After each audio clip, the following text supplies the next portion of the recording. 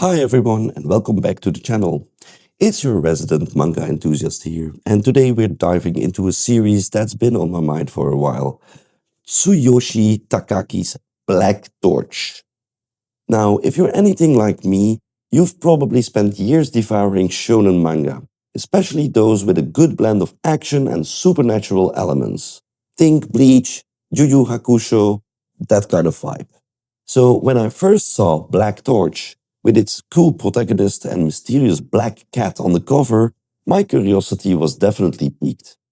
I was hoping for something fresh, something that could stand alongside those giants while still delivering some high-octane battles.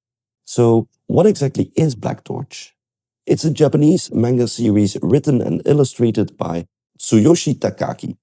It originally ran in Shueisha's Jump Square magazine from late 2016 to early 2018, before moving to the digital platform Shonen Jump Plus for a few more chapters. The kicker? It was compiled into a super concise 5 volumes. 5! That's pretty short for a shonen, which immediately made me wonder about its pacing and how much story it could pack in. Viz Media licensed it for English release and is primarily categorized as action, science fiction, and supernatural, often featuring themes of demons and ninjas.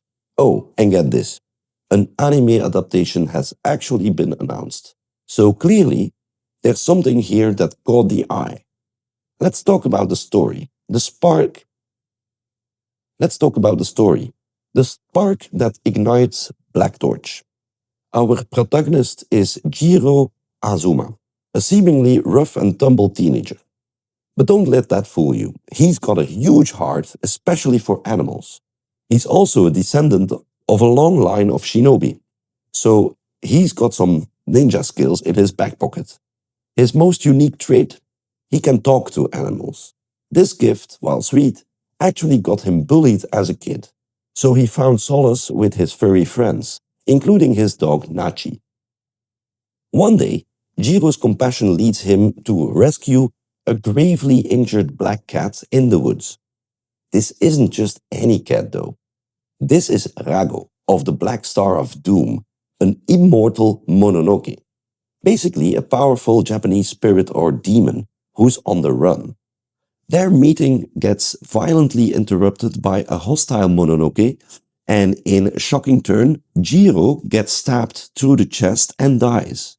But Rago, feeling indebted, fuses with Jiro, granting him immense power and, crucially, a second chance in life. This instantly throws Jiro into humanity's hidden war against menacing spirits. With their combined power, Jiro and Rago defeat the attacking demon. But their new existence doesn't go unnoticed. They're swiftly taken into custody by the Bureau of Espionage, a secret government unit dedicated to fighting demons. Jiro, initially reluctant, eventually joins the Bureau, becoming part of the titular Black Torch team. Their mission? To investigate and stop the rising tide of hostile mononoke and uncover the ancient war between humans and spirits. He teams up with Ichika Kishimojin, a cold individual who hates mononoke, creating some natural friction with Jiro's compassionate nature. There's also Reiji Kirihara, a fellow ninja with his own family history and struggles. The series explores their relationships and the moral dilemmas they face. And soon enough, a menacing mononoke named Amagi emerges as the central antagonist. Alright, let's talk about what Black Torch absolutely nails. First off, the dynamic duo, Jiro and Rago's chemistry. This is hands down one of the most consistently praised aspects of the series. Their relationship is often described as a traditional buddy cop dynamic. Jiro is the impulsive, hot-headed one with a strong moral code, and Rago is the self-serving, often astonished straight man mononoke. Their witty banter is fantastic, breaking up even the most intense fights and adding a fun, silly touch to darker moments. I definitely developed a soft spot for Jiro and Rago. Is just adorable yet deadly. He's a cool cat, literally. Their evolving bond is a central emotional core, and it really helps you connect with Jiro's journey. Next, the art that ignites. Tsuyoshi Takaki's art style is a massive highlight. It's almost universally lauded as stunning, gorgeous, and it really hits its very best by the final volume. The illustrations are detailed and dynamic, making every smack, every snick, and even one stance pop with attitude and badassery. Jiro's transformed power looks incredible, described as like venom in the form of a jaguar, leading to some truly awe-inspiring techniques and attacks. The action sequences just slap. They're breathtaking and filled with premise, showcasing a masterful craft in the art of the shonen manga. Honestly, the visuals alone are a huge reason to check this series out. And finally, the pacing and punch, a concise narrative. Despite its short length, many reviewers, myself included, appreciated the Black Torch overall pacing. It cuts off the fat that usually weighs down a shonen series, and it doesn't give too much expedition. It's quickly paced in a clever way, with not a single panel is really wasted and everything is plot. This relentless focus on the good stuff and guns blazing action without long talks and monologues makes for a high octane and exhilarating experience. It manages to wrap up its main plot satisfactorily within its 5 volumes, which is impressive for a series that was likely cut short. It's a self-contained adventure you can enjoy without a massive time commitment. Now let's dim the flame a bit and talk about where Black Torch stumbles. My biggest criticism, and one that's echoed wildly, it is the familiar echoes, the weight of shonen tropes. This manga leans heavily on established shonen tropes and bears a strong resemblance to other popular series, especially Bleach and Naruto. The core plot device: a normal kid gains supernatural abilities to slay demons and works for society, ends up being a demon blood. It's literally the same thing as Bleach. We're talking modern character designs, a secret society killing demons, a full demon society interacting with the human world, a main character with black energy powers, and an arena-style showdowns. And the Naruto influences, oh, they're there too also. Ninja elements, a protagonist possessed by an animal demon, going berserk, changing into an energy animal, and shooting lasers from his mouth. Even the team composition feels generic. Some critics, and I agree, found the characters incredibly boring, and the main character as generic as you can imagine if you read any shonen series. It struggles to carve out a truly unique identity. This leads into my next point: untapped potential in character development and world building. While Jiro and Rago are great, many of the supporting cast feel underdeveloped. Being the main duo and the primary antagonist, none of the characters have even remotely any development, leaving a lot left unresolved.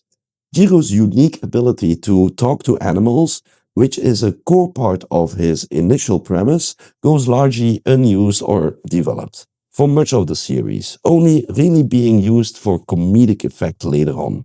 And Ichika, the female team member, her character arc is notably criticized as having no point at all, and her feminism is not performed in a healthy way. It felt like there were so many missed opportunities for deeper arcs. Now, this next one is a specific, strong criticism: missteps in design, particularly the case of fan service. One reviewer highlighted a detailed shot of her butt in a fight scene that felt jarring because fan service was not introduced until this scene. This abrupt and seemingly gratuitous inclusion was deemed absurd and doesn't jive with the tone of the story. Even worse, a 2-page spread featuring the female character in a ridiculous pose with her crotch on full display was criticized as stupid and an utter waste of space. It felt like obvious fan service rather than effective action portrayal, and it really pulled me out of the experience. It just felt out of place and unnecessary. And finally, the elephant in the room, the abrupt end, a series cut short. The most pervasive issue impacting Black Torch is the widespread belief that it was clearly cut short.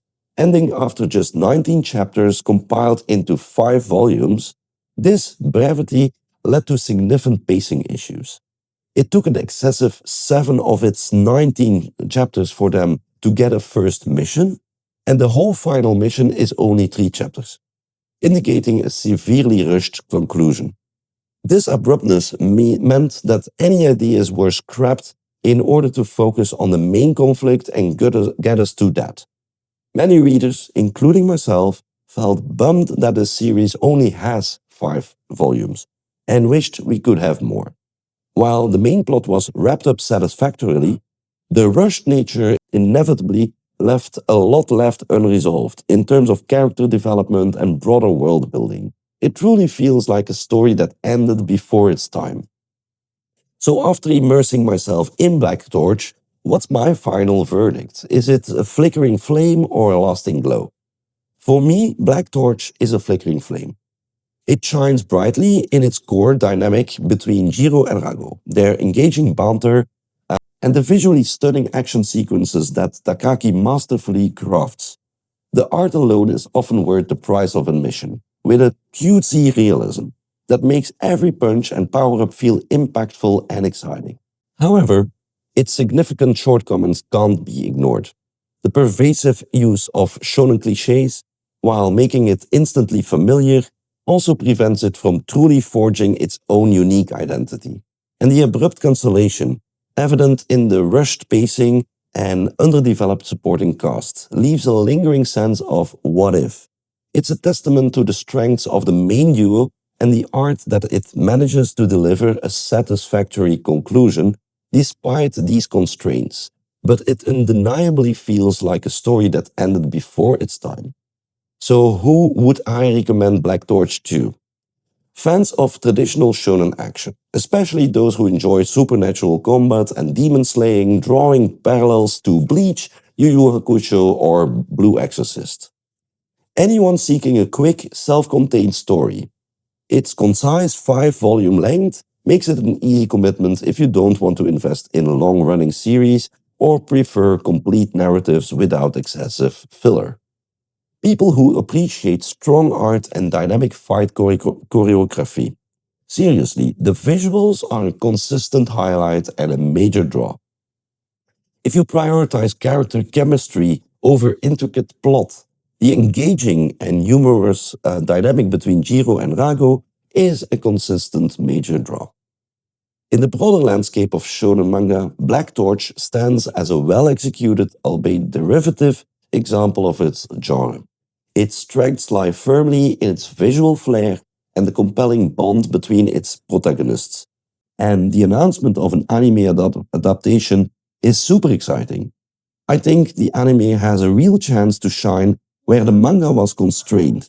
An animation studio can adjust pacing, flesh out those brief character moments, and really make that big, cool action pop. It could redefine the manga's legacy from a cancelled series to a cult classic that found its stride in animation. Ultimately, Black Torch offers a solid, if not groundbreaking, entry into the supernatural action genre. It's perfect for a weekend binge if you're looking for a fun, visually striking adventure. What do you think? Have you read Black Torch? Are you excited for the anime? Let me know your thoughts in the comments below. Don't forget to like this video, subscribe for more manga reviews, and hit that notification bell so you don't miss out our next deep dives. Thanks for watching, and I'll see you in the next one.